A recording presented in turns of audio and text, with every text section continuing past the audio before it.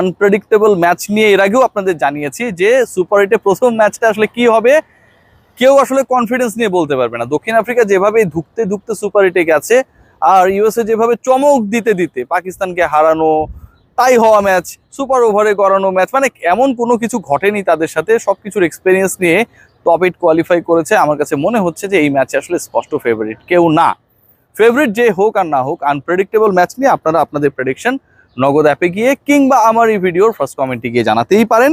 যেই প্রশ্নগুলো থাকছে, যেই প্রশ্নের উত্তর আপনারা মোটামুটি দেওয়ার চেষ্টা করবেন, আমি একটা ধারণা দেওয়ার চেষ্টা করছি। সেটা হচ্ছে আজকের ম্যাচে টসে জিতবে কোন দল? ইউএসএ, সাউথ আফ্রিকা, দুটো অপশন, কিন্তু বেশি অপশন নাই। এটা খুব ডিফিকাল্ট কোয়েশ্চেন। এটা পুরোটাই হচ্ছে অনেকটা প্রকৃতির উপর নির্ভর করে। প্রথম ওভারে সাউথ আফ্রিকা কত রান করবে? Second question, 0 to 3, 4 to 6, 7 to 10, 11 or more। শেষ ওভারে কোন দল সবচেয়ে বেশি রান করবে? থার্ড কোয়েশ্চেন, এখন আসলে ওই স্লগে রান টান হয় না। মুস্তাফিজের স্লগে ইকোনমি হচ্ছে 1.6, রিয়েলি অবিশ্বাস্য। সেটা যাই হোক না কেন, দিন শেষে স্লগ ওভার্সই সবাই টার্গেট করবে, এবং দু দলের মধ্যে কোন দল স্লগ ওভার্সে শেষ 5 ওভার্সে বেশি রান করবে সেটাও একটা অপশন। এই অপশনের উত্তর এবং বাকি দুটো প্রশ্নের উত্তর সাথে আরও 7টা প্রশ্নের উত্তর দেওয়ার চেষ্টা করবেন।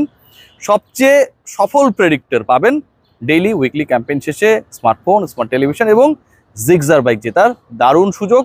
মনে রাখতে হবে, খেলা শুরুর 1 ঘন্টা আগে জানাতে হবে আপনার